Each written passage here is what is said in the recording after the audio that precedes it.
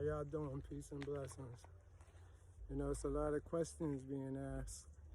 You know, one of them is about our past life and who we was in our past life.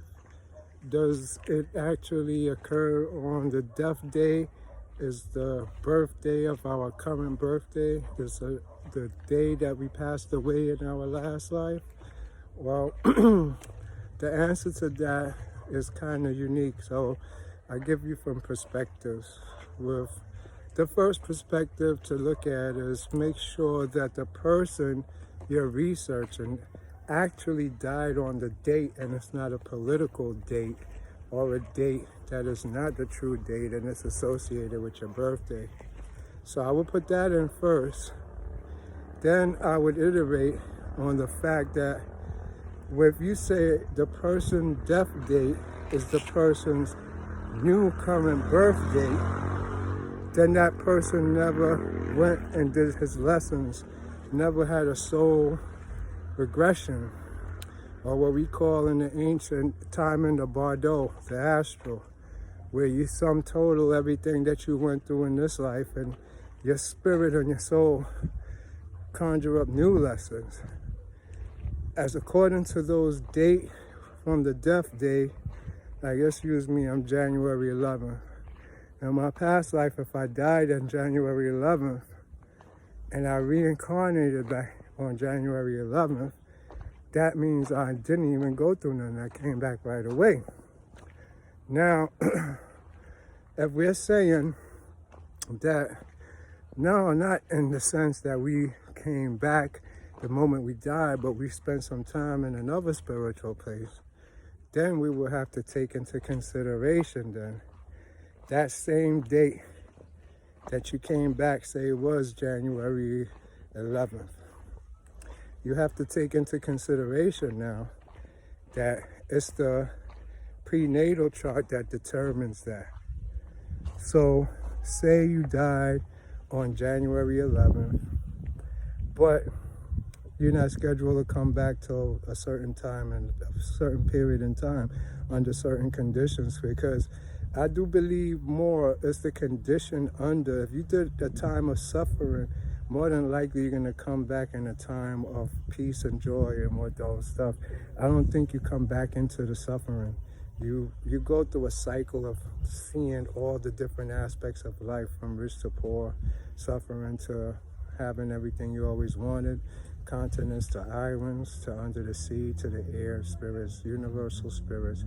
Every aspect of it, you had to play a position in. And also, the most important, my favorite, and I love them, the tree spirits, which only seers could see. You know, if you're a seer, you'll be able to see these spirits at night. They come out as orbs and they interact with people. So you have different frequencies of yourself that you have to think about. But the point why I'm stretching this out and making this so technical is more of the simple fact is when we go through our prenatal chart, it's a journey through spheres. These spheres has to do with not just the zodiac and the alignment of the planet. It also has to do with what they're putting on your soul. It's like you're putting on a outfit to have flesh on it. And so they're gonna give you from your jealousy, envy, lust, all these different emotional states that you have is not something that you're here under. You're subject to it. That means it's sent with you for you to overcome it, for you to learn from it, but it's not you. So on that note, you got more of your karmatic experiences caught up in your natal chart. For your ascension back into the sphere of flesh, you would have to actually be set to come in at a set moment, second, time. And so you understand a little deeper, let me go into this and say, and the occult, you got your day, 24 hours in a day, and there's a governor of the day, a spirit that governs the hours, spirit that governs the seconds. So you know things come in and out of reality by the microseconds, the quantum seconds, down to the second, down to the minute, down to the hour, down to the month, down to the week, down to the year. So there's a God presiding over each procession of the equinox. So every time we go around the sun, that becomes the new God, new spirits it's a very seldom they're going to repeat their self. And so you even got God of the century, God of for the whole 50,000 years or whatever it takes to go around the Milky Way. And so once you realize you have presiding gods, and the spirits are those that work under them. We call them elders, bishops. There's different names for them, down to where you get to your local gods, your Oshun, your Ogun, your Yamaya. In different places, you got Thor. You have in the United States Jesus. Over on the other side, you got Muhammad. We're still in one period, which is called the Kali Yuga, or just one Yuga out of four, with us entering the darkest part of it.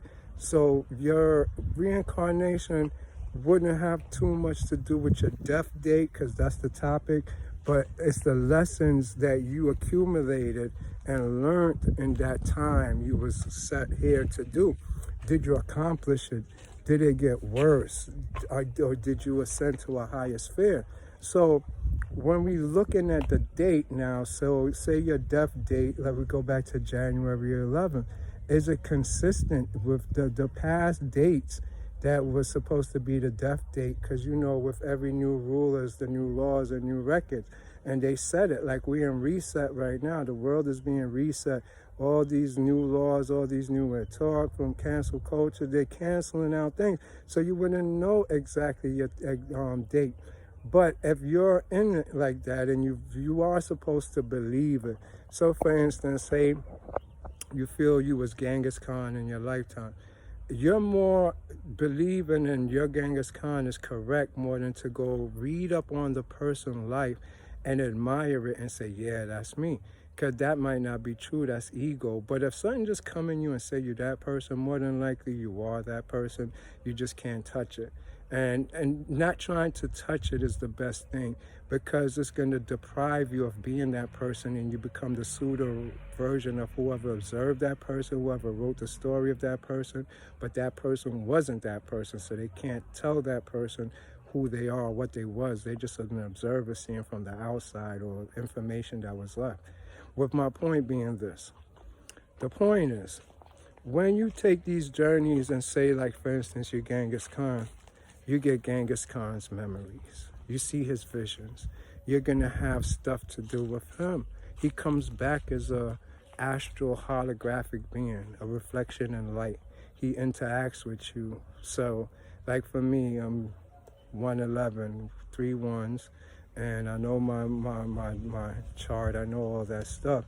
And somehow, for the past 6 years, this black horseman, this black shadow man keeps on just being with me. He shows me everything from the trees to the herbs, everything before it happened. He showed me my day before it takes place, and he's always there. I don't know who dude is, and I ask him that all the time, but he keeps telling me I'm him. We're the same person. He hasn't done anything to harm me more than made me a better man, keep my mouth shut and mind my business and help my brothers in my kingdom. So with that in mind, I know who I am, and it's not because I think I'm that person. It's because of what I was shown. It's what I've experienced. So that would be the initial nail in the coffin to say, yes, I'm a reincarnation of this person, or I'm the spirit of that person. And I do believe it's best for you to know this truth, because just like a child who go watch Spider-Man in the movies and come out the movie theater and start shooting spider webs at you and jumping, trying to hang on to the wall, a lot of us got that program, neuroplasticity. And so we tend to want to be these characters which null and void our true spirituality or who we was before we came here. So for you to avoid that, try not to see yourself as somebody. You're more better off knowing and having a feeling of who you are than to go study that person and think this is me because of like the Spider-Man movie with the child. That's more real. Your soul tell you who you are, but you remember now, and if in the future, when you're freeing yourself up and you get away from people and you get away from the energies of your own desires, they'll show you who you are. And you was already here. Everybody who's here is not original to here. Some of us learned our lessons, others is still repeating same lessons. Other people is on their last time here. It's a lot going on in different algorithms, with a bunch of gods and goddesses that is actually playing the role of these invisible forces that compels us. Once you understand this, you unite with them. This universal God is not a universal God, it's an individual God. That's why it only was for the nation of Jacob or whatever. Africans got their own God, Greeks got their own God. Everybody sees that. It's still like that. As Christians with our morals, yeah, that's right. We believe in the Supreme Most High, but within it you have different gods, and you must realize that and tap into that, because when he says, I'm in the Father and the Father is in you, that's the realest shit you can hit. So nobody can look for God in the sky. You can't look for God outside of you. It's inside of you. Now, if you following that and you believe in it, whatever you do is of God. You not you. The God is inside you. So you're compelled to do what he tells you to do, whether it be smash a window or help an old lady across the street. We don't understand how this thing works. And yet, only thing we could do is participate and believe what we want. But in you, there's no belief in your action. It's done already.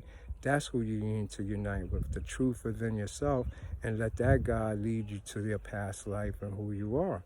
So once you understand that God is mind, just like in the Bible, Adam and Eve. Adam is the mind, and Eve would have been the flesh. It's not two people, not a man and a woman. Adam is mind. The flesh will be considered Eve when you took carnal form. That's why a serpent come and has sex, all that stuff, because it's not in the flesh.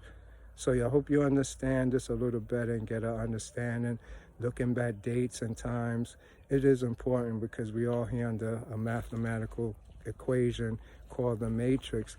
But getting who you are, your dates and everything in line is going to be a hard challenge without some type of higher being helping you and advising you and giving you information.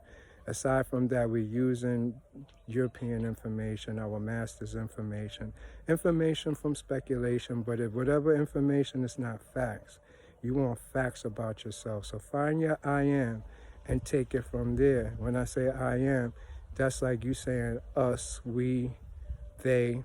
You're grouping yourself. Separate yourself. When you by yourself, you say I. When you're being an individual, you say I. Like in the Bible, when Moses came and see him, he said, well, who are you? He said, I am. That's you, your I, yourself. Find yourself, and you will be able to know those answers, and they'll show you the truth. Once you're able to tap into that, all is shown to you, all is revealed to you. You're about a cult and what's called the initiation of your soul, which will show you your past life, your present, everything you always wanted to know. All right, I hope this helped a lot of y'all. Stay tuned. Lord Enki, University of Conscious Science, the peace officers. Peace.